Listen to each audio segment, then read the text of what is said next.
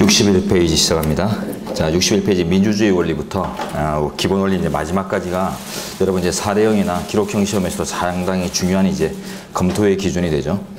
자, 민주주의 원리, 법치주의 상당히 넓어서 자주 활용될 수 있고 아주 넓게 그 위반성을 확인할 수 있는 이제 지표가 되는데, 사례형이나 기록형 관련해서는 좀 포괄적인 대강의 내용만 알아도 막 써먹을 수 있어요, 그죠? 하지만은 이제 선택형 관련해서는 상당히 세밀하게 출제되는 부분들이 있으니까 또 집중을 잘 하셔야 됩니다.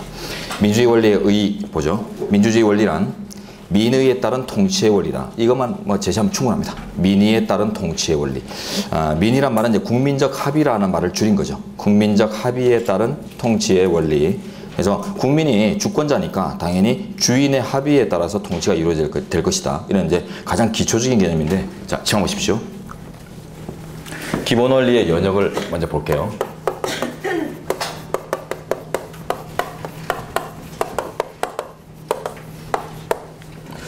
자, 근대 입헌주의 단계와 현대 입헌주의 단계 두 단계로 나눴을 때 원리의 이제 구성 내용들이 좀 차이가 나는데, 세계 이제 양차 대전을 기점으로 해서 입헌주의가 근대에서 현대화로 이렇게 구분이 됩니다. 자, 1, 2차 세계 양차 대전. 자본주의 모순 때문에 일어났던 이제 전쟁입니다. 식민지 쟁탈전이라고도 하죠, 그죠? 그래서 식민지 자체가 이제 자본으로 인식되던 그런 시절에 식민지를 가진 나라, 즉 제국주의를 하던 나라와 제국주의를 하지 않던 나라 간에 어떤 부익부 빈익빈 현상이 나기 때문에 그 부익부 빈익빈의 자본주의 모순 결국 어때요? 해소가 안 되죠. 부, 빈 이렇게 구별되는 순간 결국 뒤집을 수가 없어요. 그게 이제 자본주의 모순이고, 결국은 판을 바꾸지 않으면 안 된다. 틀을 바꾸지 않으면은 우리가 이제 부를 점하지 않으면은 빈을 벗어날 수 없다. 이런 논리에 의해서 이제 제국주의를 하지 않았던 이제 독일 같은 나라에서 나라를 중심으로 해서 이제 대전이 펼쳐지죠. 자, 요 과정에서 사람들이 워낙 많이 죽고 국제사회의 어떤 반목들이 형성되기 때문에, 자, 글로벌하게는 국제적인 측면은 혹은 이제 개별 국가 내에서는 이제 인권의 보장, 이런 의미에서 결국 원리의 재점검이 필요해서 발전을 합니다. 그래서 양차대전 이전에 입헌주의를 이제 근대 입헌주의의 원론, 그 다음에 이게 이제 현대적으로 수정되는 내용을 현대 입헌주의. 입헌주의라는 용어는 헌법에 입각한 국가작용, 이런 것들을 얘기하는 거죠. 헌법이라는 최고 국가 조직법에 따라서 국가가 운영될 것을 요하는 것. 그렇기 때문에 그 군주의 전단 정치나 인치주의 이런 것들을 배교한다는 의미를 담고 있는 이제 근대 원론인데, 자, 근대 입헌주의 단계에서 이제 개인주의, 자유주의 이런 이념이 이제 태동하죠. 개인의 자유가 우선이다. 국가 내에서 같은 말입니다. 개인주의, 자유주의. 그래서 개인의 자유가 우선 보장받는 것이 국가 조직의 목적이었죠. 인권 보장을 위해서 만들어졌으니까 그 이제 국가 조직의 이제 목적을 개인주의, 자유주의라는 이제 이념으로 관철하고, 당연한 이제 결과로서 이제 주권 이론이라는 측면에서는 이제 국민 주권론이 나오죠. 물론 과도기의 경과가 있지만 결국 그 이념적 전제로서 당연히 이제 국민 주권론이 소통되고요. 그래서 국민이 주인이니까 당연히 국민 개인의 자유가 보장되는 것, 이런 식으로 이제 연결이 되죠. 자, 국민이 주인이니까 또 파생되는 것이 민주주의, 법치주의 이런 것들이 나오죠. 그래서 국민의 뜻에 따라서 통치가 이루어져야 되고, 국민이 합의한 바를 넘어서면 안 되고, 국민의 이제 합의는 보통은 이제 그 대표자들이 그걸 실천하니까 국민이 뽑은 대표가 만든 법에 따라서 나머지 작용이 구속받는, 이런 이제 원리가 이제 법치주의 이런 형태로 나오죠. 궁극적으로는 다 이제 국민이 주인이다라는 이제 의미로부터 이제 이해가 되죠. 자, 근데 요것들이 근대에는 이제 일반적으로 형식화됩니다. 그래서 주권의 의미도 형식적 국민 주권의 의미 틀 내에서 끝나버리고, 그러다 보니까 이 형식화가 결국 양차 대전을 불러왔다. 자본주의 모순을 해결하지 못했다. 무능했다. 이런 의미로 파악되기 때문에 이제 이론들이 새로워지는데요. 개인만 너무 강조하다 보니까, 즉 개인의 역량만 너무 이제 강조하는 메커니즘을 갖다 보니까 그 역량이 좀 부족한 사람들이 그 공공함을 헤쳐나가지 못했다. 벗어날 수 없었다. 그런 사람들도 결국 공동체의 일부고, 공동체 전체의 발전이 이제 전제되지 않으면 인권 보장도 없으니까 그들도 고려해야 된다. 이런 의미에서 사회적 약자의 배려 내지는 경제적 약자의 배려가 없으면 이런 세계 대전이 펼쳐질 수도 있다. 이런 인식하에서 사회국가 원리가 나오죠. 사회국가 원리. 요거는 이런 식으로 대시하시면 돼요. 개인, 사회. 그래서 개인만 너무 중시하지 말고, 개인이 중요한 건 맞는데 그건 원론인데 그것만 너무 형식적으로 관찰하다 보니까 양차대전이 펼쳐졌다. 그러니까 개인을 중심으로 하되 사회 전체, 즉 공동체 전체의 공존도 함께 고려되어야 한다. 즉 부익부 빈익빈을 해소해서 양극화를 해소할 수 있어야 된다. 이런 논리가 나와요. 그래서 이제 평등의 관념을 좀 예외적으로 가미하는 이런 의미죠. 근데 여기 이제 평등을 완전 원칙론으로 추구해버리면 이제 사회주의 국가 이렇게 표현하죠. 그래서 사회주의 국가와 사회국가는 개념이 다릅니다. 정반대 개념이에요. 그래서 개인주의를 기반으로 하면서 이제 개량적인 방법을 모색한 게 사회국가 원리로 이제 강학상 정리되고 그냥 아예 그냥 개인을 무시하고 사회 전체만 고려하는 이제 이런 형태로 가게 되면 사회주의 국가 이렇게 이제 정리가 되죠.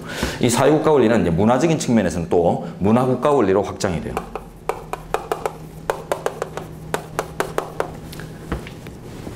문화적인 빈부격차 이런 현상들이 또 현대에서 포착되기 때문에 문화의 경제 종속성 현상 이런 것들 때문에 경제적 약자나 사회적 약자의 배려가 없으면 결국 문화적인 측면에서도 없는 자들은 항상 이제 저질의 문화를 수용할 수밖에 없고 그러면 공존은 요원하다. 이러면서 사회국가의 기본 개념이 이제 문화적 측면에서는 문화적 약자의 보호라는 의미에서 문화국가 원리로 이제 파생이 되고요. 그 다음에 이제 국민주권론 이런 것들은 다 이제 실질화돼요. 실질적 국민주권. 민주주의나 법치주의도 앞에 이제 실질이란 말을 붙이시면 돼요. 실질적 민주주의, 실질적 법치주의. 그래서 민주주의 원리에 대해서도 우리 판례가 예전에는 좀 혼동을 겪어서 그냥 형식적 다수결을 갖추었으니까 민주주의 원리에 반하지 않는다. 이런 판시를 한 적도 있지만은 최근에 우리 현재 판례는 이제 각종 날치기 사건이나 이런 데서 실질적으로 다수의 참여, 다수의 의사, 소수에 의해서 지지받는 다수의 의사를 상정할 수 없는 날치기 과정은 다수결 원리에 위반된다는 실질적 다수결 원리에 입각한 판시를 내리고 있어요. 그 다음에 이제 요것들이 이제 세계 양차 대전이 펼쳐지면서 이런 이제 이론의 전환이 일어났기 때문에 그죠? 보완이 일어났기 때문에 하나 더 추가되는 게 이제 국제평화주의라는 게 추가돼요.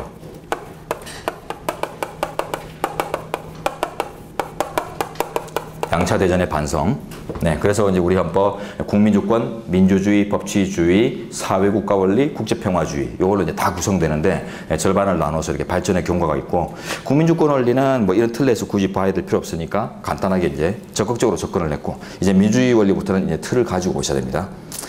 자, 민주주의 원리 이제 민의에 따른 통치 원리라고 했고 요걸 이제 다시 조금 더 개관을 해보죠.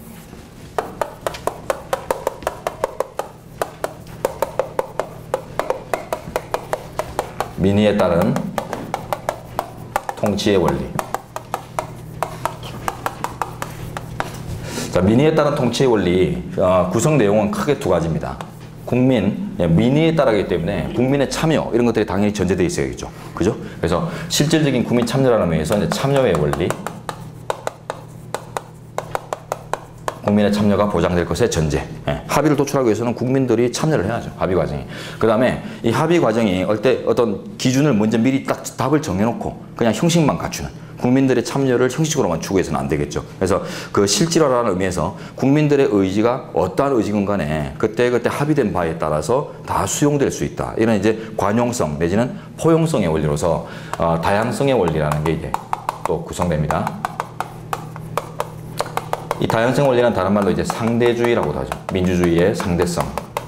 그래서 어떤 가치를 절대화시키지 않고 열어놓는다. 그래서 그때그때 합의된 바에 따른 가치에 따라 국가 운영의 기조가 설정된다. 이런 건데 이 상대주의가 또 너무 이 형식적으로만 상대주의를 관찰하다 보면은 그 전체주의적 관념, 독재주의 관념 이런 것들도 국민의 합의를 통해서 수용될 수 있는 거예요. 우리 실제로 이제 양차대전 과정에서 확인을 했죠. 그래서 히틀러의 나치즘이나 뭐 파시즘 이런 이제 전체주의적인 어떤 관념들이 다 국민적 합의를 통해서 나온다고요. 그때 히틀러가 일반적으로 그 악행을 범할 때 자신들의 국민들을 전장으로 내몰고 사지로 내몰고 뭐 유대인들을 학살하고 하는 과정들이 다 입법을 통해서 이루어져요. 국민투표 다 거칩니다. 그래서 국민투표를 통해서 90% 이상의 지지를 받아요. 그 당시. 그래서 국민들을 이제 이용을 하는 거죠. 그래서 정치적 문이 아닌 국민 혹은 정치적으로 순진한 국민들을 이용해서 90% 이상의 지지를 투표로 받은 다음에 그걸 정권에 압박을 해서 입법을 하게 돼요. 만들고. 그래서 법을 통해서 다 사람을 죽게 만들어요.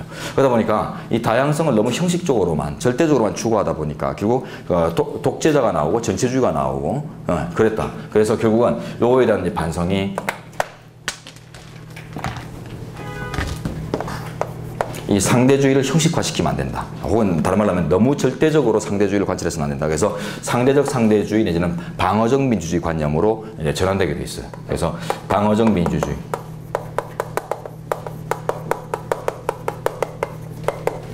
혹은 다른 말로 이제 이걸 정정석 교수님 표현에 따르면 상대적 상대주의라고 합니다. 상대주의를 너무 절대시하면 안 된다. 그래서 상대주의에 대해서도 또 상대, 즉 예외가 있다. 상대적이란 말은 예외가 있다는 뜻이에요. 그죠? 상대적이란 말은 원칙과 예외가 있지 어떤 가치가 하나로 획일화되어 있지 않다. 이제 이걸 의미한 게 상대적이라는 표현인데 그 상대주의의 관용성 내지는 다양성이 너무 절대적으로 추구되면 전체주의도 활동하게 되니까 그것도 상대화, 즉 예외를 둘 수 있어야 된다. 그래서 상대적 상대주의라고 하면 절대적 상대주의는 안 좋은 표현이에요. 이 상대적 상대주의를 또 다른 말로 전환하면은 가치지향적 민주주의라고도 합니다. 다 교수님들이 쓰시는 표현이니까 지문사항이기도 하고요. 가치지향적 민주주의, 가치구속적 민주주의. 가치를 어떤 특정 가치에 절대화된다 이런 뜻은 아니에요. 어떤 특정 가치 내지는 기조를 가지되 다만 나머지 부분은 열어놓는다 이런 뜻이에요. 어떤 특정 가치를 지향한다. 이게 이제 상대적 예외가 되겠죠. 그래서 어떤 특정 가치만큼은 절대로 양보 내지는 관용이 있을 수 없다. 그러면 그 특정한 가치는 무엇인가? 예, 이건 무엇인가 했을 때 바로 국민의 자유다. 이는 국가 형성의 목적이죠. 인권 보장 내지는 자유 보장을 위해서 국가를 만들었으니 결국은 그 궁극적인 목적 의식을 벗어나는 어떤 사회적 합의는 안 된다 이런 뜻입니다. 그래서 사회적 합의를 통해서 결국 자유를 말살하는 독일 국민들을 자국민들을 사지로 모는 혹은 또 인류를 말살하는 그런 악행을 범하는 것은 안 될 것이다 해서 자유라는 가치에는 구속되는 전제에서 나머지는 열려있는 상대주의를 추구하자. 이게 이제 방어적 민주주의, 상대적 상대주의, 가치지향적 민주주의, 자유민주주의라고 합니다. 그래서 자유민주주의. 그래서 민주주의라는 말 앞에 자유라는 말이 딱 들어가면 이거는 방어적 민주주의 관념이에요. 자, 그 다음 민의에 따른 국민 참여의 원리. 이거는 뭐 별거 없어요. 국민의 이제 실질적 참여 보장, 실질적인 국민의 참여 보장을 어떤 제도적 요소로서 강구할 것인가, 뭐 그런 정도로만 정리되면 되고요. 그 다음에 이제 마지막으로 이제 합의를 도출하는 방식이 중요해요. 민의 도출의 방식. 제일 좋은 거는 이상적인 것은 만장일치 내지는 국민들의 주권자의 전원일치겠죠. 하지만 전원일치는 이상입니다. 현실적으로 추구하기 어렵죠. 자, 그렇기 때문에 어쩔 수 없이 다수결 원리를 도입할 수밖에 없고요. 자, 그래서 다수결 원리를 도입하는데 이 다수결은 항상 문제가 뭐죠? 배제되는 소수 집단이 존재하죠. 항상 전제되어 있죠. 그래서 합의에서 배제되는 소수의 승복 조건이 중요합니다.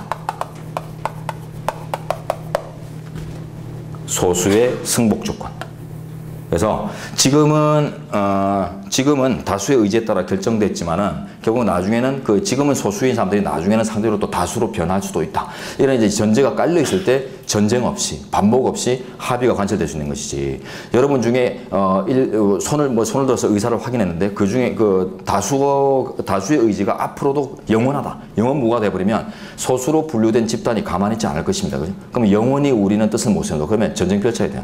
결국 우리가 이겨먹어야 되겠다. 이렇기 때문에 결국 원만한 합의 내지는 그 원만한 합의에 따른 원만한 국가의 운영을 위해서는 그 배제되는 소수들이 이 게임에서는 졌지만은 어쨌든 승복하겠다. 다음에 보자. 두고 보자. 이럴 수 있는 여지를 가질 수 있어야 다수결이 정당화가 이루어집니다. 그래서 다수결의 정당화 관련해서 소수의 승복 조건 이런 것들이 이제 가장 중요한 이제 구성 내용이 되고요. 로마자 이제 책으로 들어가죠. 로마자 이번에 동일성 민주주의 이론인데 루소의 이론입니다. 그 직접제 민주주의를 설명하기 위해서 뜯어맞춘 이론이기 때문에 시험 대장성 전혀 없고요. 지우셔도 됩니다. 자, 사선을 넣어놓으셔도 돼요. 그 다음에 3번 민주주의 원리의 내용. 1번 국민에 의한 정치적 의사 형성. 제목 보셨고 다음 페이지 갑니다. 2번 다원적 의사 형성과 가치 상대주의. 자, 크게 두 개로 나눠지죠. 여기 우리 판서된 참여의 원리와 1번 다양성의 원리, 2번 요걸 얘기하는 거죠. 1번 목차는 참여의 원리, 2번 목차는 다양성의 원리. 자, 참여의 원리는 제가 뭐 내용이 별거 없다라고 했어요. 실질적인 참여 보장이라는 의미에서 검토만 하면 된다고 했고, 그러면은 다시 돌아오시면 양가로 1번부터 3번까지 제목 정도만 이해하시면 됩니다. 선거제도의 공정한 운영, 그죠? 공정한 선거제도의 운영, 국민투표제도의 보완, 3번 여론의 형성과 정당을 통한 정당을 통한 이제 국민들의 의지의 전달, 뭐 이런 것들요. 이런 것들 통해서 이제 참여가 실질화될 수 있다는 걸 보여주고요. 자, 다음 페이지 가시면 다원적 의사 형성과 가치 상대주의. 여기서 용어 정리 잘 하시면 됩니다. 판례는 지금 그 줄된 데만 바로 확인하죠. 박스. 과도한 기탁금의 설정. 선거할 때 보면 이제 기탁금 내고 이러죠. 후보 등록할 때. 근데 그 기탁금 액수가 너무 많다. 그러면 결국 서민 후보 이런 것들이 나올 가능성이 없죠. 그런 의미에서 봤을 때 줄된데 이는 대의제 원리에 반하고 다원성을 핵심 요소로 하는 민주주의 정신에도 본질적으로 반한다. 다원성에 반한다? 무슨 말이죠? 소수의 의지가 국가의 의사로 도출될 수 있는 가능성을 막는다는 뜻입니다. 그죠? 있는 자들에 의한 국가 운영만이 가능하니까 그거는 이제 안 된다 이런 뜻이에요. 과도한 기탁금. 자, 그 다음에 2번 가시면 방어적 민주주의라는 용어가 나오고 줄된 데 가시면 절대적 상대주의는 아니며 가치 구속적인 상대적 상대주의를 의미하는 것이다. 이런 표현 나오죠. 용어 다 나왔죠. 예, 정동석 교수님을 중심으로 하는 소장파 교수님들이 일반적으로 쓰시는 용어들이기 때문에 이런 용어들의 정립, 구분은 기본입니다. 자, 그 다음에 3번 다수결의 원리. 자, 의의는 줄된데요. 전원의 의사 합치가 없더라도 실질적 결정을 가능케 하는 방식이 필요하다는 거예요. 전원일치는 이상에 불과하기 때문에. 그래서 다수결이 도입될 수밖에 없는데 다만 그 맹점을 해소하기 위한 어떤 정당화 조건이 필요하다. 그게 이제 3번입니다. 일단 2번을 먼저 보죠. 다수결 원리의 정당화 근거는 뭐 이거는 중요하지 않습니다. 선택형과 관련해서도 줄된데 견해 대립이 있지만 자유와 평등 두 가치를 근거로 하는 것이 타당하다고 합니다. 그러니까 그 밑에 이제 읽어보시면 즉 가능한 한 많은 사람이 자유로워지고 가능한 한 최대한 정치적 평등이 보장된다는 관점에서 정당성을 찾을 수 있다. 뭐 이렇게 이제 얘기하고 자유만을 근거로 두는 견해가 있고 평등만을 근거로 두는 견해도 있고 이 둘을 다 견해로 드는 견해가 있는데 둘 다를 이제 근거로 삼는 게 현재 다수설이에요. 다음 3번 다수결 원리의 전제. 민주주의 원리에서는 요 정도만. 아까 위에 이제 상대적 상대주의 관련된 용어 정리하고 다수결 원리의 전제 요거 정도만 잘 하시면은 충분합니다.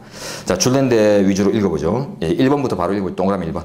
우선 결정에 참여하는 사람들 간에 평등이 보장되어야 되고 누구에게는 핸디캡이 주어져 있다. 이런 식이면은 승복을 할 수가 없죠. 졌더라도.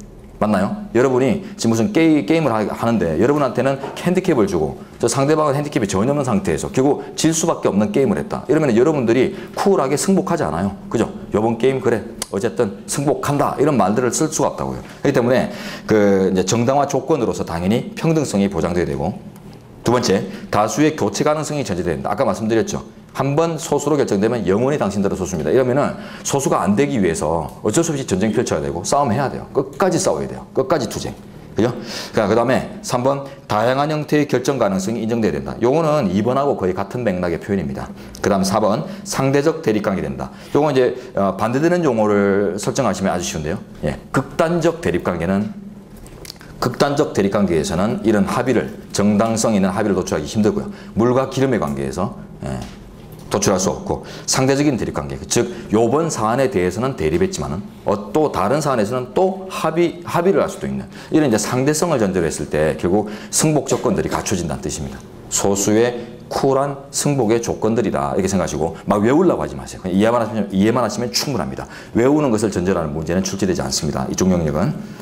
자, 그러면 4번은 너무 당연한 내용들로 담겨져 있습니다. 예, 그래서 줄된 데 보죠. 전 국민의 생존에 연관되는 사항을 소수 집단, 일부가, 뭐 소수가 아니라 이제 일부가 이제 결정한다. 이런 것들은 문제가 되고요. 우리 전부 죽자. 이런 것들을 일부가 결정하는 건 말이 안 되겠죠. 다음에 확인 가능한 객관적 지리가 존재하면은 이거를 수적 다수에 의해서 바꿀 수는 없어요. 그죠? 지구가 도는가, 태양이 도는가, 어느 쪽으로 도는가, 이런 확인된 진리가 존재하는데, 자, 오늘부터는 반대로 돈다고 합시다. 이런 것만으로는 이제 그 민주적 합의로서 이제 가치 있는 합의가 될 수 없다는 뜻이에요.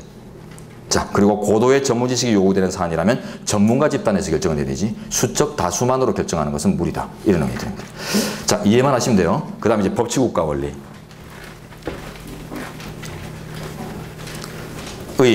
법치국가 원리란 정당한 법을 통한 통치의 원리를 말한다. 민주주의하고 개념이 비슷한 구도를 갖고 있죠. 그죠?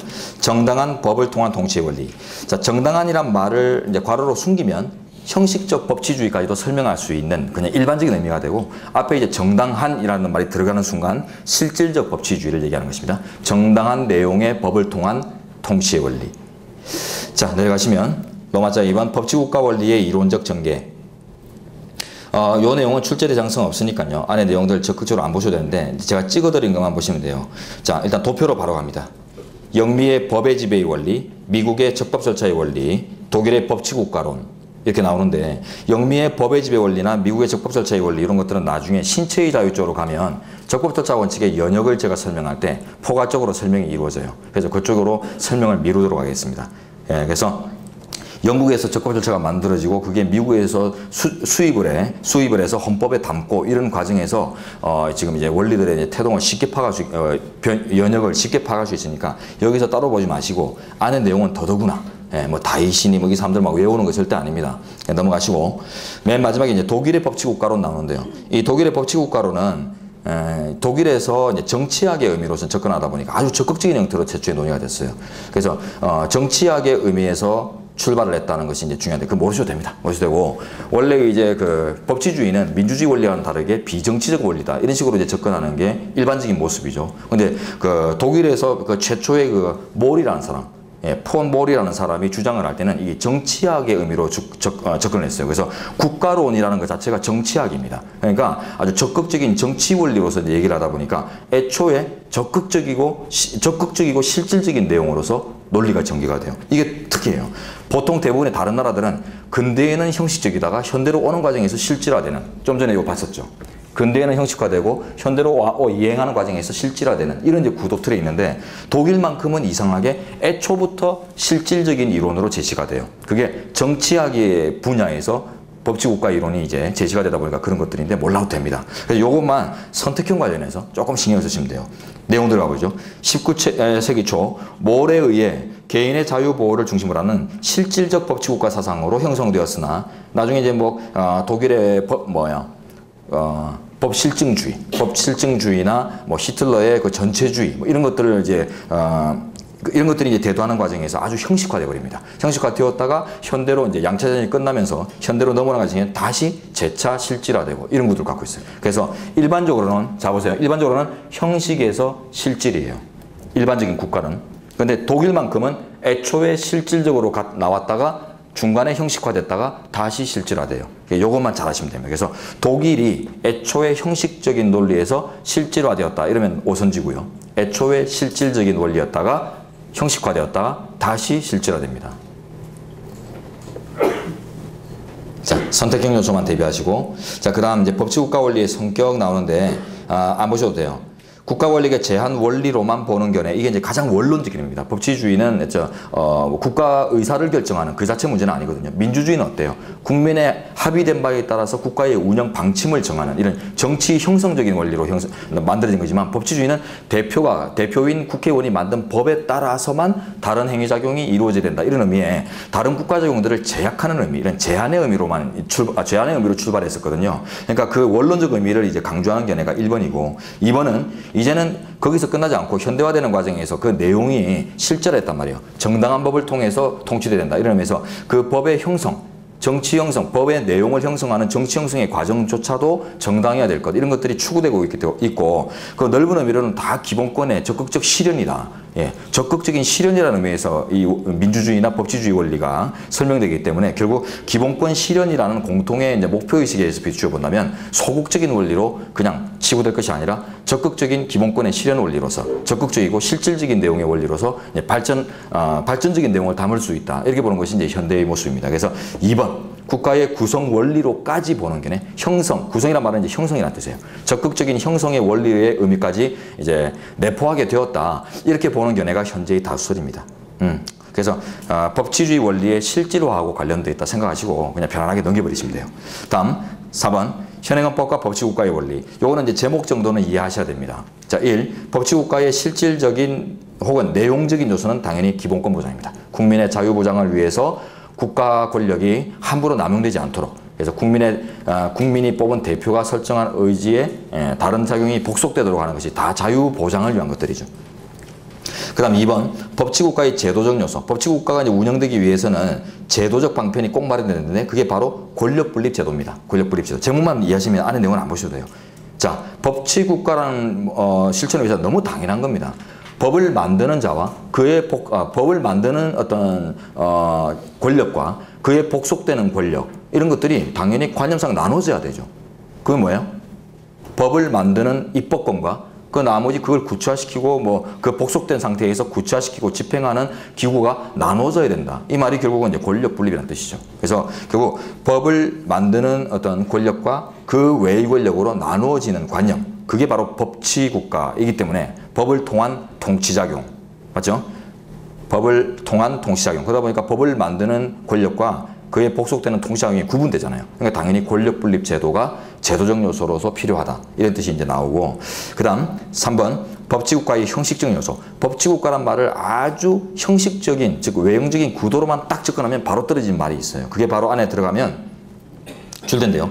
법 우선의 원칙이란 겁니다. 법 우선의 원칙. 이런 것들은 이제 사례형이나 이런 것들을 검토할 때 여러분들이 자주 쓸 수 있는 표현들이에요. 그래서 법치국가의 법 우선의 원칙에 비추어 볼 때 이 사안이 어떻다, 저렇다, 저렇다 이런 식으로 얘기할 수 있어요. 그러니까 법치, 그 말이 바로 법에 따라서만 다른 통치가 이루어진다. 이런 의미가 법이 최상의 우선이다. 이런 이제 통치작용 중에서는 최우선이다. 이런 이제 표현들로 이제 귀결되죠. 그래서 법 우선의 원칙 기억하시고. 자, 1번 입법작용의 헌법 기속. 이거는 헌법 우위를 얘기합니다. 그래서 헌법이 가장 최고법이니까 그 법의 내용도 정당한 헌법 이념을 담은 정당한 법일 것이라는 너무 당연한 전제 조건을 얘기하는 거예요. 그래서 헌법 우위의 전제로서 2번 이제 그 다음에 이제 법 우선 원칙의 이제 가장 구체적인 내용들이에요. 법 우선의 원칙 하니까 그럼 국가 작용 중에 법이 입법자가 만든 법률이 최고다 이런 식으로 이제 이해될 수도 있잖아요. 그러니까 그게 아니라 그보다 더 상위의 헌법이라는 국가법 조직법이 있다. 그걸 얘기하는 게 지금 1번이고요. 그 다음에 이제 2번이 이제 법 우선의 구체적 내용들입니다. 법률에 의한 행정, 다음 페이지 법률에 의한 재판, 그 다음 법적 안정성의 보장, 비례의 원칙 나오는데 비례의 원칙은 첫 줄 보시면 이제 실질적 법치주의의 다양한 내용들 중에서 가장 핵심적인 내용이에요. 그래서 국가작용이 그 목적 실현을 위한 정도를 초과해서 너무 과잉하게 이루어지게 되면 정당한 내용의 법이 아니다. 즉 법의 내용이 정당하냐, 정당하지 않으냐 이라는 실질적 법치주의 관점에서 이제 얘기되는 법의 정당성이란 말의 구체적 표현이에요. 비례성을 갖출 것. 그래야 정당한 법이다. 자, 다시 돌아오시면 양가로 2번 법률에 의한 행정. 이게 이제 행정법이나 헌법에서 이제 공이 파악되는 이제 부분들인데요. 줄된 부분 보시면 법률유보의 원칙, 법률 우위의 원칙, 포괄 위임 입법 금지의 원칙. 이거 이제 3대 원칙으로 이제 파생되죠.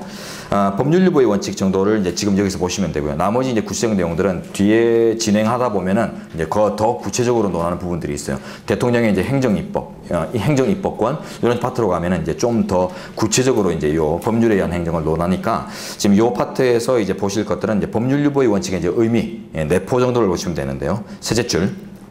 법률 유보의 원칙이란 행정작용은 법률의 근거에서만 발동할 수 있다는 원칙으로서 행정작용에 대해서 적극적으로 법적 근거가 있을 것을 요구한다. 자, 법률 유보 원칙은 근거면의 원칙이고, 그죠? 작용의 근거면. 그 다음에 2번에 나오는 법률 우위 원칙이라는 것은 내용면의 원칙이죠. 법률에 정해진 내용이 다른 작용의 내용보다 우선이다는 내용 측면의 원칙이고, 다음 페이지 이제 포괄 위임 금지 원칙은 이제 위임의 정도면에서의 원칙이죠. 그래서 근거면, 내용면, 위임 정도면 이런 식으로 이제 구분해서 원칙들이 발생되고요. 자, 법률 유보에서 이제 유보라는 용어가 아주 이제 일반적으로 씁니다만 그 구체적 내용들을 잘 분석적이지 않은 상태에서 많이 쓰죠. 자, 시간 보세요.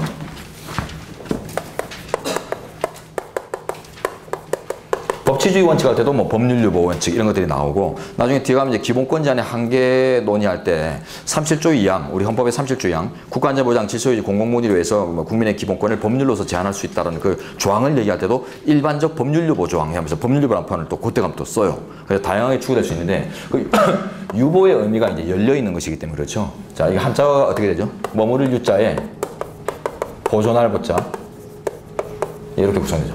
머무를 유자에 보존할 보자. 뒤집어도 같은 말이 돼요. 보류. 뒤집으면 보류예요. 즉 어떤 행위작용의 근거가 법률이라는 그 법규범에 머물러 있어야 된다. 근거가 법률에 머물러 있을 것. 이걸 얘기하는 거예요. 머물러서 보존될 것.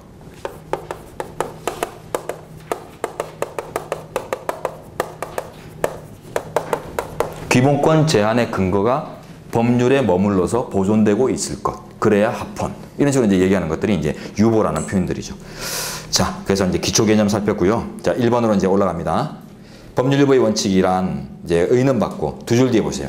자, 그런데 오늘날 법률유보의 원칙은 국가 공동체에게 기본적이고도 중요한 의미를 갖는 영역, 특히 국민의 기본권 실현에 관련된 영역에 있어서는 행정에 맡길 것이 아니라 국민의 대표자인 입법자 스스로 그 본질적 사항에 대해서 결정해야 된다는 요구까지 내포하는 것으로 이해된다. 자, 마지막 줄 앞쪽에 다시 가장 본질적인 행위작용의 영역은 행정으로 위임하면 안 되고 위임 입법 이런 게 가능하죠. 행정입법 이런 게 가능하지만은 위임해서는 안 되고 입법자가 스스로 정해야 된다. 직접 정해야 된다. 요걸 다른 말로 하면 의회 유보 원칙이라고 해요. 그죠? 의회 유보 원칙. 다른 말로는 또 본질성론이라고도 합니다.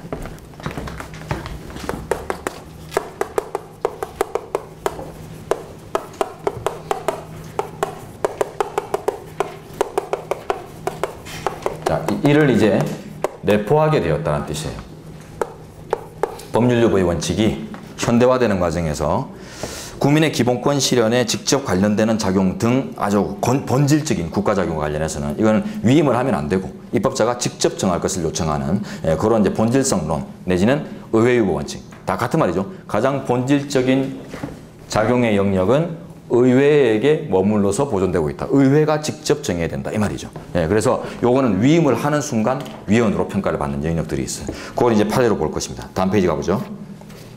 자, 박스 판례 보시면 텔레비전 방송 수신료 사건 나오는데, 자, 위에 판례가 위헌이고 아래 판례는 합헌입니다. 이제 법 개정 경과에서 판례가 이제 갈라진 것인데요.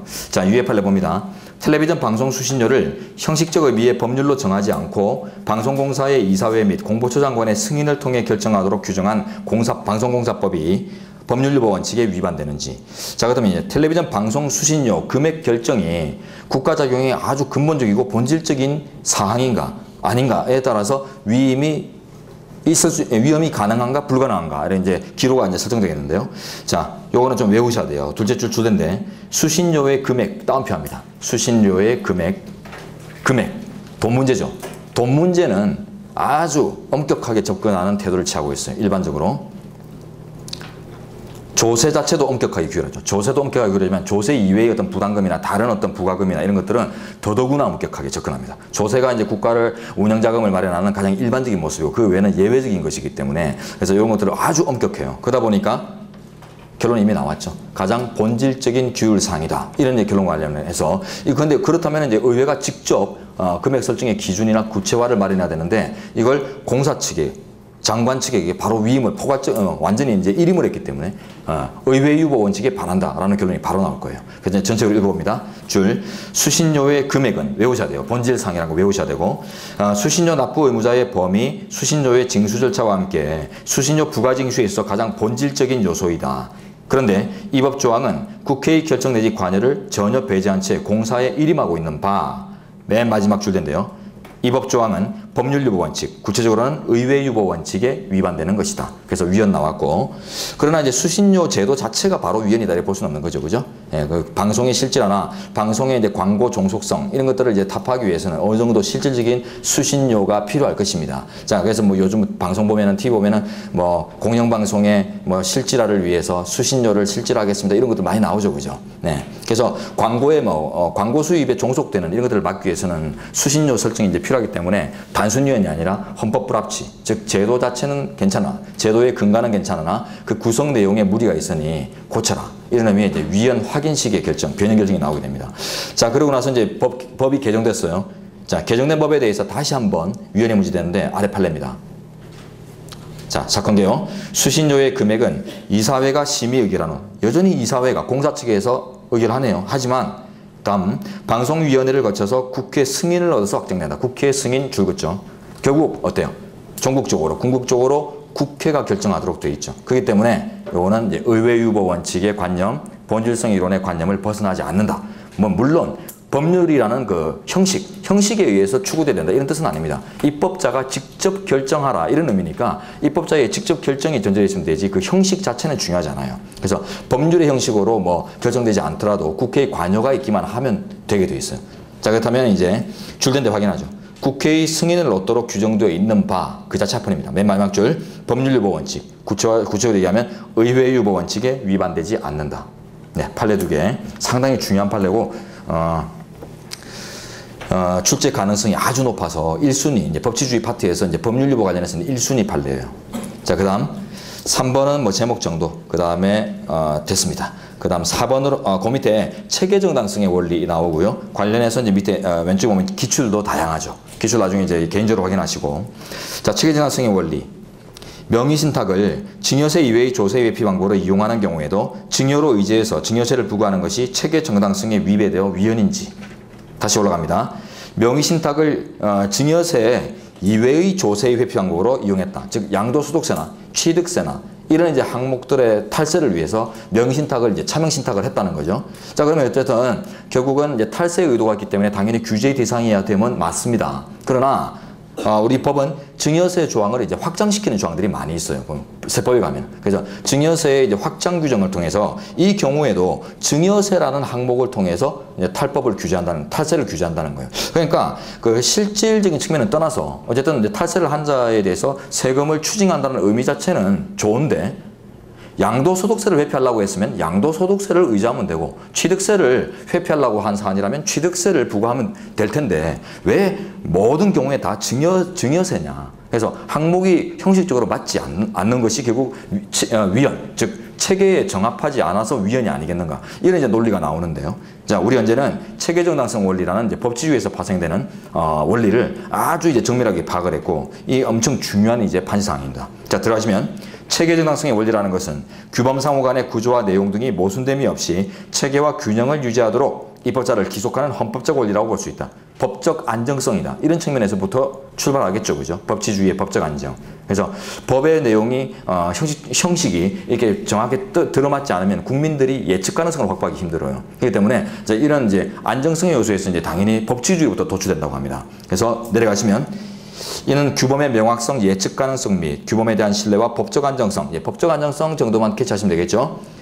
확보하기 위한 것으로 법치주의 원리로부터 도출된다. 법치주의에서 나온다는 것도 중요합니다.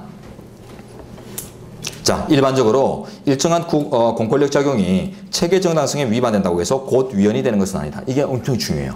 체계정당성에 반하는 순간 곧바로 위헌이 된다라는 오선지도 존재합니다. 그러면 안 돼요. 곧바로 위헌이 아닙니다. 왜냐하면 형식과 실질이 조금 배치되더라도 우리 헌법재판소나 일반적인 이제 견해들은 주로 실질을 추구해요. 실질적인 측면에서 크게 문제가 없다면, 실체적으로 이제 정합성을 갖추고 있다면 형식적 정합성은 조금 무시해도 괜찮다는 이런 기조를 갖고 있기 때문에 그래서 바로 위헌으로 평가하지 않고요.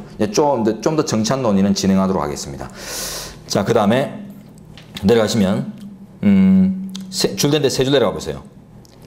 두 줄 내려가서 맨 뒤에 보세요. 다양한 입법의 수단 가운데서 어느 것을 선택할 것인가 하는 것은 원래 입법의 재량 영역에 속하기 때문이다 라는 농구를 붙이고 있죠. 자, 이게 한마디로 합치면 국회에 입법 형성권의 범주 속에 있다라는 뜻인데, 자, 처음 보세요.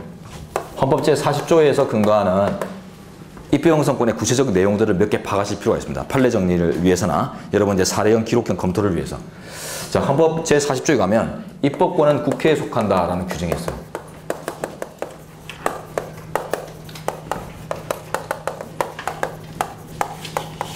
이 조은 당연히 포괄적인 입법권 국회의 포괄적 입법권 부여 조항 내지는 입법권 근거 조항입니다.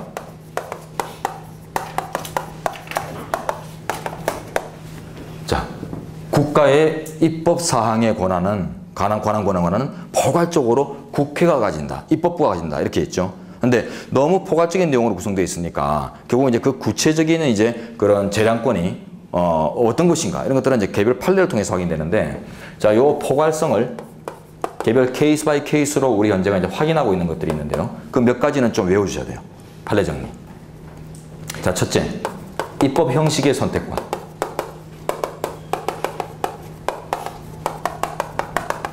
자, 이런 재량권 인정하고요. 두 번째, 입법 시기의 선택권.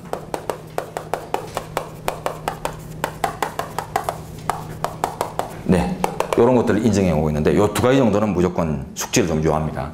자, 입법 형식의 선택권. 아직 이제 배우는 단계가 아닌데 조금 있다 보면은 자, 여러분의 행정법에서 주로 많이 취급하는 법령 보충적 행정규칙 이런 것들이 있죠. 예, 법령 보충적 행정규칙 혹은 이제 반복된 재량준칙, 반복 시행된 재량준칙의 법규화.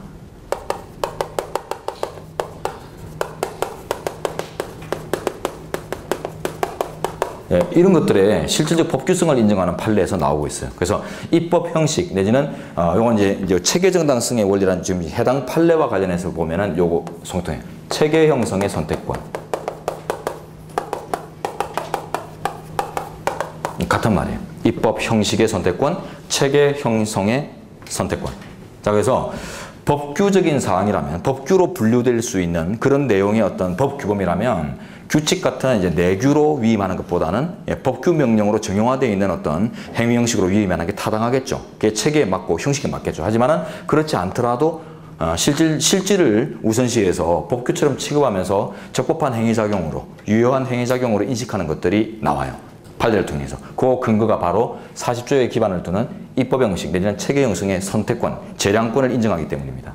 자, 그 다음 입법 시기의 선택권, 요게 나중에 이제 뒤에 가서 보면 이제 부작위에 대한 신뢰, 그런 것들을 인정할 수 있는가. 부작위의 신뢰. 입법 부작위라고 할까요? 입법 부작위의 신뢰를 인정할 수 있는지. 신뢰보 원칙이 요가 바로 나올 거예요. 그 다음에 시혜적 소구 입법에 의무가 있는가? 그런 것들 문제. 시혜적 소구 입법의 의무 문제.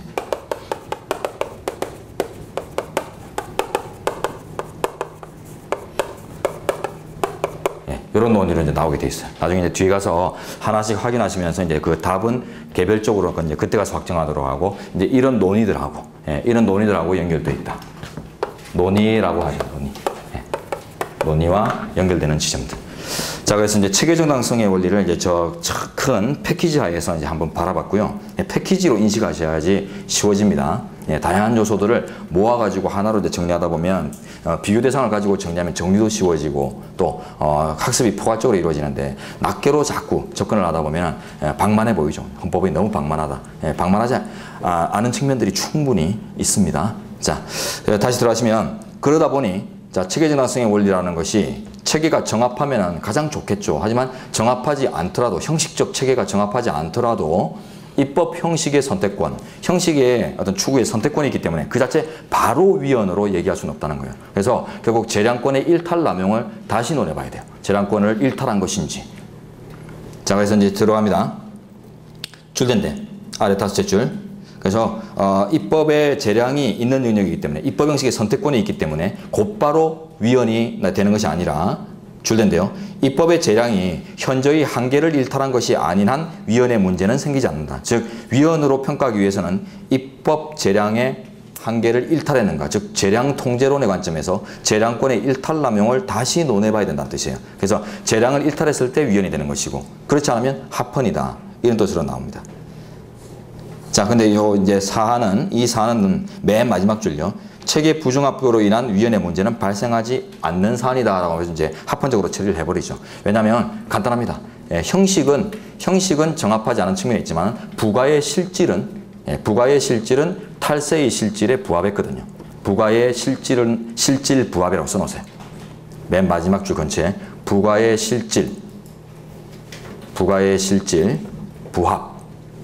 그래서 탈세하려고 했던 만큼만, 금액만큼만 형식은 증여세로 되어 있지만 딱 그만큼만 부여되지 증여세의 그 논리에 따라서 막 세금이 더 뭐 강화되고 이런 것들이 아닌 사안이었기 때문에 결국 합헌이다라는 평가가 나왔어요. 자, 그 다음에 4번에 법치국가 원리와 특별권력 관계 나오는데 그거는 나중에 기본권 파트로 가면은 이제 정치하게 단독으로 이제 논하는 부분이 있으니까 그쪽에서 설명하도록 하고요. 로마자 5번 법치국가 원리와 신뢰의 보호. 1번 법적 안정성의 유지와 법적 정의의 실현의 충돌. 자, 이 법적 정의라는 용어, 법적 안정성이라는 용어 두 가지 용어 관계 정립하셔야 됩니다. 자, 시험 보세요.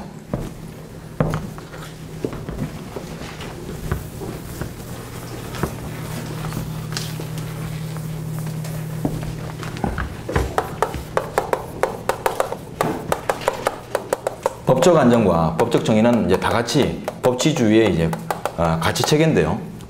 가치 내용 중에 하나인데 이들은 충돌하는 요소를 갖고 있죠. 법적 정의란 말은 이제 여러분 민법이나 형법에서는 주로 구체적 타당성, 구체적 정의 이런 말로 이제 전환되어서 인식할 겁니다. 포괄적으로 이제 법적 정의, 구체적 타당성인데요. 구체적인 타당성은 다른 말로 하면 이제 인권의 보장이에요. 자, 법적 안정, 이 법이라는 의미를 그 가장 법질서라는 말을 이제 다른 말로 이제 전환시키면 이걸 이제 국가 자체가 법질서죠. 국가가 이제 법으로 만들어요, 그죠? 헌법이라는 법을 통해서 국가가 조직되는 거니까 법질서 하면은 바로 국가 이렇게 이제 전환을 시킬 수도 있고요. 그러면 이제 이 말은요 이렇게 전환시켜 보면 국가의 안정을 추구한다. 이제 이런 의미예요. 국가 작용의 안정. 자 그러면 이제 법적 정의 어때야 그 국가 작용이 국가가 정의로운 것인가? 그럼 국가가 왜 만들어졌는가를 생각하면 되죠. 국가가 왜 만들어졌는가? 인권 보장을 위해서 만들어졌죠. 그래서 국가의 정의로움은 인권의 보장으로부터 나온다. 이렇게 봤을 때 결국 인권의 보장이 우선인가? 국가 작용의 안정이 우선인가? 이런 말로 이제 풀이가 되고 어떤 것이 우선이다 답 내리기 쉽지 않아요. 그런데 일반적으로는 법령력이 뭐 절차법이든 실질법이든 일반적으로는 법적 안정을 조금 더 우선시합니다. 왜? 국가가 안정되어야지 인권이 보장될 수 있기 때문에. 국가가 불안하면 인권 보장이 요원하기 때문에 국가의 안정을 조금 더 우선시합니다만은 개별적인 영역에서 개별적으로 인권 보장을 적극적으로 타진해야 될 이런 사안에서만큼은 주로 이제 형사 판례에서 그런 거 많이 나오죠. 구체적 타당성을 추구하는 판례들이 이제 예외적으로 적극적으로 나옵니다. 자, 어쨌든 법적 안정과 법적 정의 이 충돌하는 것 치고 다 같이 이제 법치주의의 자유 보장이라는 관점에서 상통되는 내용들이기 때문에 이들의 이제 충돌의 조화점을 마련하는 것. 이게 이제 법치주의에서의 가장 중요한 논의예요. 그래서 2번으로 내려가시면 법적 안정성의 유지와 법적 정의 실현의 조화, 충돌하는데 이제 규범 조화로는 지점, 경계의 지점을 마련하는 게 중요한데 자, 밑에 내려가시면 이제 소급 입법이다 이런 용어들이 나오고요. 좀 지나가면은 뭐 이제 신뢰보의 원칙 이런 것들이 또 나올 거예요, 용어가. 70페이지 쪽으로 가면 신뢰보호의 원칙 이런 것들이 제목으로 보이네요. 자, 소급입법과 신뢰보호의 원칙, 소급입법 금지 원칙과 신뢰보호의 원칙 이들을 통해서 이제 조화의 지점을 마련하려고 하고 있다. 자, 시험 봅니다. 헌법학 내지는 수험 헌법이 여러분이 이제 좀 어렵게 느껴지는 것 혹은 좀 충분히 했다고 생각하는데 좀 했다고 생각하는데도 이상하게 이 거리감이 좁혀지지 않는 그런 지점들이 대부분의 경우는요, 용어예요. 헌법학적 용어들. 헌법학적인 이제 그 강학성의 이론 전개는 아주 논리가 단순합니다. 민법이나 형사법, 민사법보다는 훨씬 논리 구조가 단순하고 간명하고 쉽게 파악돼요. 왜냐하면 큰 덩어리로 하나로 그냥 둥둥둥 끝나버리거든요. 그런데 민사나 형사 영역의 논리 전개들은 쟁점과 쟁점을 연결하고 뒤에 걸 앞으로 끌어오고 막 이렇게 섞어치지 않으면 서로의 어떤 그 상관관계를 조율하지 않으면은 그 이론을 해당 이론을 잘 파악하기 힘든. 이 이론의 이 결론이 나오기 위해서는 다른 제도와의 어떤 무슨 문제 이런 것들이 막 연계되기 때문에 좀 복잡한 구조를 갖고 있는데 헌법은 그렇지 않아요. 그래서 헌법은 딱 해당 단락에서 해당 논리 구조만 딱 파가면 그냥 끝이에요. 그렇기 때문에 아주 쉬운데도 이상하게 거리감이 느껴진 거는 이 법학적 용어들입니다. 용어들이 몸에 안 붙으면 이상하게 말 자체가 막 추상적이다 보니까 법 자체가 정리 대상 자체가 추상적인 걸로 인식할 수 있는데 용어에서부터 출발을 잘하셔서 다져서 잘 올라가시면 나중에는 헌법은 정리하기 엄청 쉬운 과목이에요. 그죠? 그래서 효자 과목이다. 사법시험에서부터 시작해서 변호사 시험까지도 여전히 확인되고 있습니다만 효자 과목입니다. 효자 과목. 자, 보세요. 법치주의 원리는 좀 전에 이제 법적 안정, 법적 정의 이런 걸 이제 내포하는 의미의 법치주의는 그런 의미들이 이제 좀 원리상 또 파생이 돼요. 객관적인 측면에서 혹은 주관적인 측면에서 파생이 일어나는데요. 이제 먼저 이제 주관적인 측면에서 파생된 것이 신뢰보호의 원칙이에요. 자, 주관적이다 이 말은 이제 개인적 차원이다 이런 의미로 접근하자면 개인이 개인적 차원에서 그죠? 개인적 차원에서 믿는 바 그 자체를 그대로 국가로부터 보호받을 수 있는가 이런 의미니까 주관적으로 이미 형성되어 있는 것의 보호 문제 이런 의미에서 주관적 파생이라고 해요. 그리고 이제 주관적 개인적으로 이제 미리 형성해 놓은 어떤 관념이나 뭐 신뢰나 이런 것들과 무관하게 전개되는 이제 원리들을 이제 객관적으로 파생되었다. 이렇게 이제 파가는데 자, 그 대표적인 게 이제 일사부재리의 원칙. 그다음에 소유입법 금지의 원칙. 주로 이제 법적 안정성 요소죠. 소유입법 금지. 그다음에 명확성의 원칙. 국가작용의 명확성. 체계 정당성의 원리 이런 것도 이제 파생적으로 나올 수 있겠죠. 이제 등원해서 끊겠습니다. 요 네 가지는 무조건 외우고 계셔야 돼요. 무조건 줄줄줄 나오도록. 왜냐하면 관련 판례들이나 관련 강학상 논의가 딱 여기서 이제 포진하고 있기 때문에. 자, 일사부재리는 나중에 신체적에서 이중처벌금지 원칙 이런 걸 논할 때, 혹은 헌법재판의 일사부재리 이런 것들을 이제 논할 때 상관적으로 보도록 하고요. 명확성 원칙은 형사법에서만 추구되는 것이 아니라 이미 헌법에서부터 요구되는 법치주의 요소라는 것에서부터 출발해서 판례 정리를 이제 하셔야 되는데, 그때 이제 좀 보시도록 하고, 그 다음에 이제 소위법 금지하고 신뢰보위 원칙 요 두 가지가 지금 법치주의에서 논의되는 것입니다. 자, 이 두 가지 원칙은 전혀 별개의 것이 아니고요. 서로 상관성을 갖고 있어요. 즉, 상관관계에서 어느 정도 연결성을 갖고 있다. 예, 주관적인 측면과 객관적인 측면의 그 대상성이, 적용의 대상성이 좀 차이가 있을 수는 있지만 결국 추구하는 바가 비슷하다는 거예요. 자, 어떤 면에서 주로 이제 그 국민들의 신뢰나 개인의 신뢰는 사후 소급 입법 과정에서 많이 침해되고 훼손될 수 있죠. 그죠? 법을 바꾸는 과정에서 이제 규율이 바뀌는 과정에서 기존의 신뢰가 침해되는 문제가 많이 나온단 말이에요. 그래서 전혀 논리를 별개로 진행하는 게 아니라 신뢰 보호가 주로 문제되는 영역이 사후 소위법 작용 이런 과정에서 문제가 되니까 이들 상관관계에서 이제 문제를 삼는 데요. 소위법은 이제 원칙적으로 금지하지만 그게 이제 신뢰 보호의 관점에서는 또 예외가 설정될 수도 있고, 소위법도 원칙적으로 허용되는 경우도 있는데 예외적으로 신뢰 보호의 관점에서 또 안 되는 경우도 상정할 수 있고, 그 조화의 지점이 이제 이 상관관계 이 두 원칙의 상관관계하에서 원칙과 금지의 허용과 금지의 구체적 결론이 도출됩니다.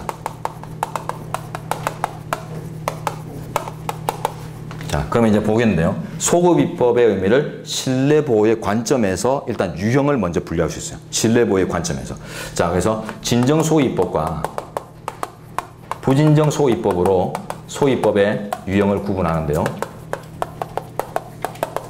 진정소위법은 신뢰보호의 관점에서 구분하는 거로 했어요. 유형을. 자, 신뢰보호, 신뢰 침해의 정도, 신뢰의 훼손 정도가 아주 중대해요. 그죠? 이미 기득권이 발생한 영역의 사후 입법. 이런 것들이니까 현저한 신뢰 침해 요소를 갖고 있어요.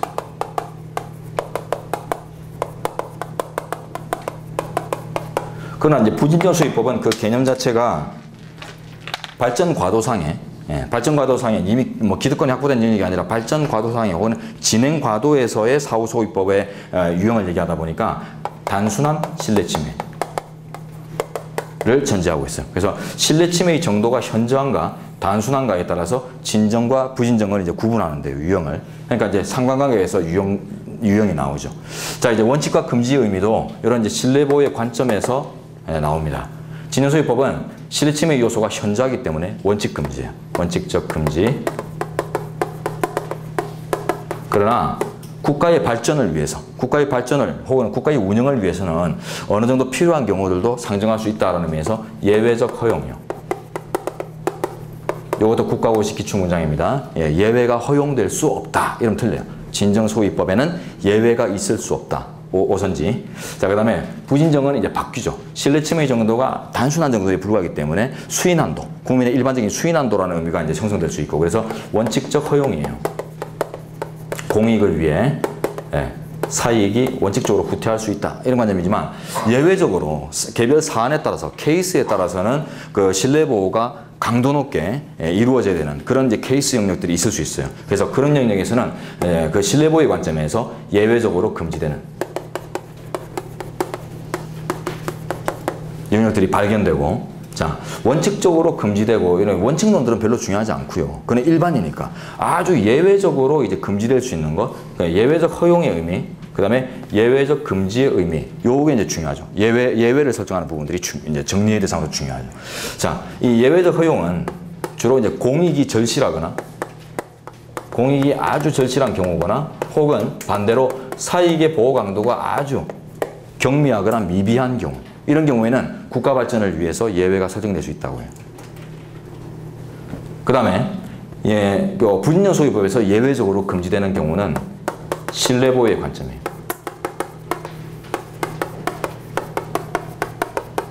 근데 이것도 위의 정리도 좀 넓게 보자면 결국은 뭐예요? 사이익이 감소된다? 사익보다 공익이 더 크다? 이때 사익이란 말이 신뢰이익이란 거죠. 그죠? 그러니까 결국 이것도 넓게 보자면 신뢰보호의 관점이에요. 신뢰보호의 관점에서 그래서 진정소유법에 예외가 설정될 수 있고 부인정소유법에 예외가 설정될 수 있다. 자, 근데 이제 가장 적극적으로 논한 부분은 이쪽이니까 여기에 이제 편제가 신뢰보호 원칙의 이제 논의가 편제되어 있습니다. 자, 일단 67페이지 2번 본문 보세요. 이러한 문제, 즉 법적 안정과 법적 정의의 조화 문제는 주로 소위법의 과정에서 문제되는데 법적 안정성과 법적 정의를 어떻게 조화시킬 것인지의 문제는 진정소위법과 부진정소위법으로 나누어 평가되어야 한다. 1. 개념은 이제 금방 판사하면서 설명드렸고 넘어갑니다. 논술쟁점이니까 사례형이라면 아래 내용을 압축해서 여러분들이 반영할 수 있어야 됩니다. 일반론들 반영하는 것들이 상당히 중요하죠. 일반론의 배점. 자, 그 다음에 2번 소위법 금지의 원칙. 제목. 자, 진정소위법의 원칙적 금지와 예외적 허용. 다음 페이지 넘깁니다. 자, 예외적으로 허용되는 경우가 어느 경우인지 그 정도 이제 판상만 아시면 되겠고요. 그 다음에 일단 69페이지 목차 확인합니다. 부진정소위법은 이제 반대가 되죠. 원칙적 허용과 예외적 제한인데 예외적 제한 내지는 예외적 불허의 의미는 이제 신뢰보호의 관점이고 이때 이제 신뢰보호의 원칙의 내용이 아주 적극적으로 검토되기 때문에 그 내용들을 정리하는 것들이 상당히 선택형부터 기록형까지 공통되게 이제 중요한 부분들입니다. 자, 이제 왼쪽 페이지 본문 내용 보죠. 셋째 줄요. 넷째 줄 봅니다. 자, 2번 헌법 제13조에 가면은 소위법에 관련된 직접 규정이 있어요. 1항과 2항에. 13조 1항 전단은 소위법에 의한 형벌을 금지하고 재형법정주의 형벌 불소의 원칙. 그 다음에 동조 제2항은 소위법에 의한 참정권 재산권의 제약을 금지하고 있다. 자, 형벌, 참정권 및 재산권 요 세 군데 그냥 크게 두 군데죠. 크게 이제 두 덩어리에만 우리 헌법상 직접 이제 소위법 금지 원칙이 있는데 그러면 그 외에는 소위법이 허용되는가? 아니겠죠. 국민에게 불리한 작용이고 신뢰를 일단 저해하는 작용이기 때문에 특히 이제 그 참정권 재산권에 관한 소위법 금지 조항은 이제 예시 조항으로 봐요. 그래서 모든 기본권에 대해서 강조적 의미로 실었다. 이렇게 예시로 보고요. 자, 그 밑에 보시면 일반적인 견해는 13조 1항 전단의 형벌법규 불소급의 원칙은 예외 없이 적용되는 것으로 봅니다. 절대 금지로 봐요. 절대 금지. 죄형법정주의의 형벌 불소급의 원칙에는 예외가 없다. 가장 강력한 국가작용이고 침해 요소가 가장 강한 작용이기 때문에 예외를 설정하지 않으려는 태도를 가집니다. 일반적 견해는. 자, 그러나 그 밑에 이제 참정권이나 재산권에 대한 소위법 금지는 동일하게 평가할 수 없습니다. 예, 형벌 작용하고는 좀 강도가 다르기 때문에. 그래서 줄된 데 가시면 참정권 재산권에 대한 소위법 금지를 규정한 헌법 13조 2항은 법치주의로부터 도출되는 소위법 금지 원칙에 관한 주의적 선언적 규정에 불과하다고 해석한다. 그죠? 예시 규정이라고 했죠. 그러면서 요때 또 그다음 보세요. 예외를 허용한다. 예외가 허용되는 상대적 금지로 봐요.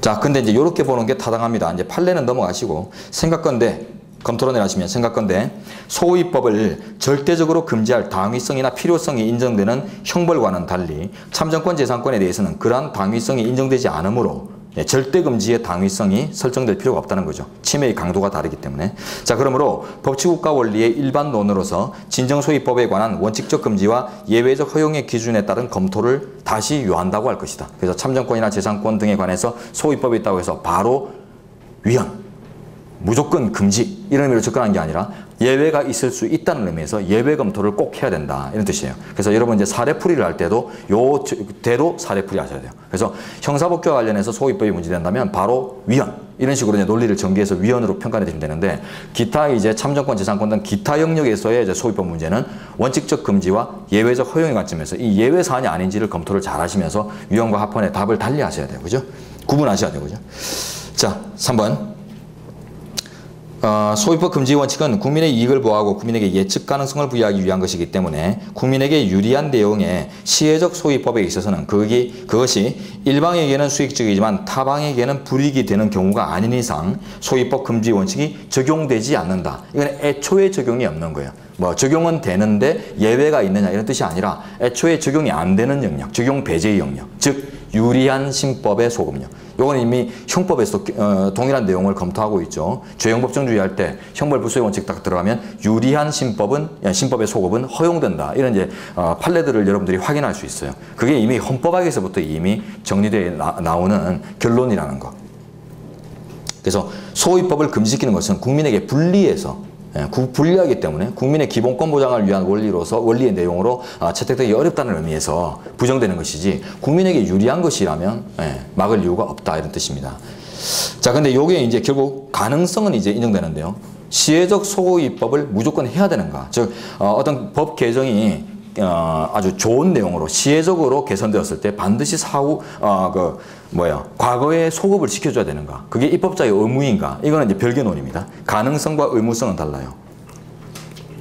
그래서 자, 그다음 보시면 자, 심표 다음에 시혜적 소입법을 할 것인지의 여부는 입법 재량의 문제로서 시혜적 소입법을 하지 아니한 것이 현저하게 불합리하고 불공정하지 않는 한 헌법에 위반되지 않는다라고 합니다. 자, 요 내용은 간단하게 정리하자면 왼쪽에 간단하게 압축하세요. 아까 우리 좀 전에 요 내용이죠. 시혜적 소입법의 의무 논의. 요거 나오는 부분인데요. 입법 시기의 선택권이 있다고 했어요. 입법 시기의 선택권을 우리 현재가 확인하는 결과 그래서 이러한 입법을 언제부터 할 것인가 혹은 그러한 입법을 지금 한다면 과거적으로도 규율할 것인가 장래적으로만 규율할 것인가 이런 이제 포괄적인 시기면의 선택권이 재량권이 입법 형성권의 내용으로 존재한다고 했어요. 우리 판례가. 자, 그렇기 때문에 시혜적 소입법의 논의는 이제 결론적으로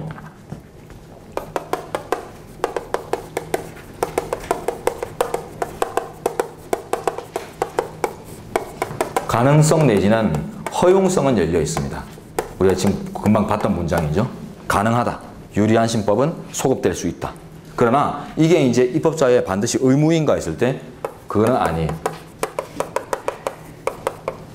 입법 시기에 선택권이 있기 때문에 의무라고 하기는 어렵고 그래서 그 문장 내용이 지금 우리가 봤던 그 줄된 부분 4줄입니다. 그래서 시혜적 소입법이 가능하나 그것이 입법자의 의무는 아니기 때문에 재량 판단의 사항이다. 이런 식으로 결론이 나요. 그래서 의무성을 얘기하는지 가능성을 얘기하는지를 여러분 이제 선택형 지문을 특히 볼 때는 잘 구분해서 보셔야 돼요. 자, 그 다음 밑에 판례들은 그냥 단순한 예시 판례도 있는데 두 번째, 세 번째 판례 보겠습니다.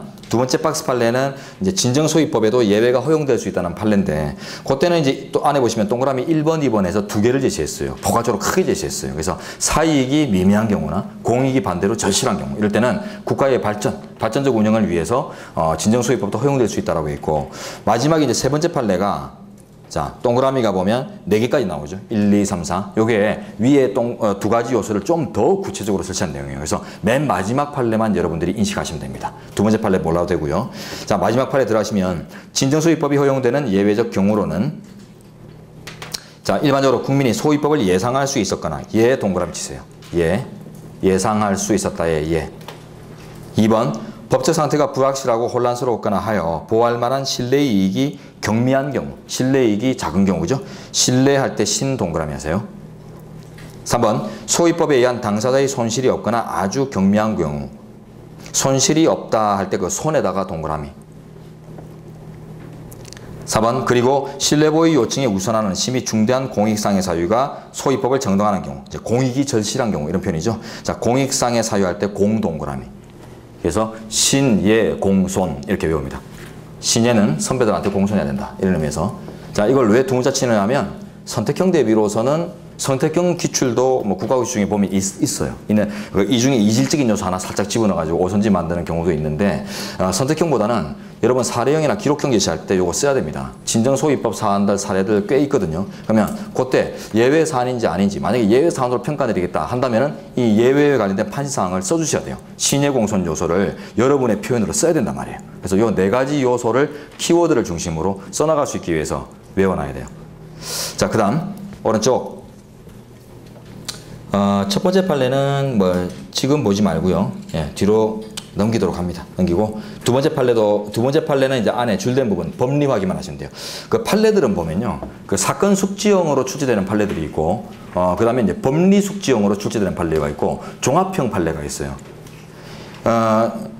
그 사건의 내용 자체를 알고 그에 대한 헌재의 위헌 합헌 혹은 뭐 각하 다양한 이제 결정의 요소 형식을 알고 있는가 이걸 묻는 이제 판례 문제도 있는데 그런 문제들은 안에 법리들을 검토를 주로 하실 필요 없고 사건 개요 파악하고 결론 파악하시면 끝이에요. 자, 근데 지금 두 번째 판례 같은 경우가 지금 보고자 하는 판례가 이제 법리 숙지형 판례로 나오는 것이거든요. 그래서 이거는 사건 개요 자체는 묻지 않습니다. 지문으로 묻지 않고 안에 이제 줄 처리된 법리만 나오고요. 근데 그 위에 이제 꺽쇠 처리된 사건 개요와 함께 법리 숙지도 같이 이렇게 물어보는 그런 판례들이 이제 A급 문제로서 이제 종합형 문제가 되겠고요. 자, 두 번째 판례는 그러니까 이제 제가 이제 법리 숙지형이라고 했기 때문에 그 위에 꺽쇠, 사건 개요 이런 거는 중요하지 않습니다. 그래서 읽어보지도 않겠습니다. 그래서 두 번째 판례 이제 1번 줄된 데 가시면요. 네, 1번 첫 줄부터 보죠. 신법이 피의적용자에게 유리한 경우에는 이걸 이제 시혜적 소위법이라고 하죠. 이른바 시혜적 소위법이 가능하다고 했죠. 허용되지만 이를 입법자의 의무라고 할 수는 없다. 가능, 의무 이런 단어에다가 크게 동그라미 쳐서 구분해 놓으세요. 선택형에서 상당히 중요하고 오선지 출제 많이 되고요. 그 다음에 사령이나 기록형 제시를 할 때도 검토를 할 때도 이런 단어들을 막 혼용을 해버리면은 여러분들이 이제 점수 답은 맞추면서도 점수는 부여받기 힘든 이런 이제 부분들이 생겨요. 자, 그래서 시혜적 소위법의 의무가 없기 때문에 결국 시혜적 소위법을 하지 않았다고 하더라도 그때는 주된 내내 가시면 현저하게 불합리하고 불공정한 것이 아닌 한 헌법에 위반된다고 할 수 없다. 재량권 남용이 아니다. 이런 뜻이죠. 자, 됐습니다. 그리고 이제 사건과 관련된 2번 내용은 모르셔도 됩니다. 그 다음에 마지막 판례도 됐고요. 자, 넘어갑니다. 자, 총론 파트에서는 이제 사건 숙지형들은 별로 중요하지 않아요. 자, 부진정 소위법의 원칙적 허용과 예외적 제한. 국가 발전을 위해서 이런 단순한 신뢰 저해 요소는 수인돼야 된다. 이러면서 원칙적으로 허용되지만은 이제 신뢰 보호가 강화되는 영역이나 이런 이제 특별한 법리들에 의해서 개별 사안에서 신뢰 보호가 추구되는 예외 영역이 있고요. 그걸 이제 확인하는데 답에 3번 가시면 부진정 소위법과 신뢰 보호 원칙에 따른 이제 예외적 금지. 자, 안의 내용 본문 읽고 좀 쉬도록 하겠습니다. 신뢰보호의 원칙은 법에 대한 국민의 신뢰를 보호함으로써 법치주의 요소로서 법적 안정과 법적 정의를 실현할 수 있는 헌법 원칙이다. 법적 안정과 법적 정의는 법률의 명확성 원칙과 행위시법 원칙, 행위시법 원칙을 다른 말로 하면 소급입법 금지 원칙이죠. 소급입법 금지 원칙, 동의어 행위시법 원칙을 나오게 하는 동시에 그 주관적 측면으로서 신뢰보호 원칙을 나오게 한다. 주관적 측면, 아까 제가 강조했던 거죠. 여기 있네요. 그죠? 신뢰보호 원칙은 주관적인 파생입니다. 근데 이걸 객관적으로 파생된 원칙이라고 해서 오선지가 많이 출제되고 있어요. 왼쪽에 기출 지문입니다. 그래서 왼쪽 지문 보시면 법적 안정성의 객관적인 측면은 맨 마지막 줄 개인의 신뢰를 보호하는 것이다. 예, 객관적 측면이 아니라 주관적 측면이죠. 주관적 파생 원리. 예, 이렇게 파악하신 다음에 이제 1번 신뢰보호 원칙의 이제 위반을 심사하는 기준, 이제 뭐 판단 기준 이런 것들은 이제 구체적으로 보시고 신뢰보호가 되느냐 마느냐, 그 위반 판단의 기준은 어떠한가 이런 것들이 여러분 이제 사례형이나 기록형 시험에서 엄청나게 중요하고요. 선택형에서도 무지 중요하고요. 예, 그래서 이 부분은 좀 쉬었다가 진행하도록 하겠습니다.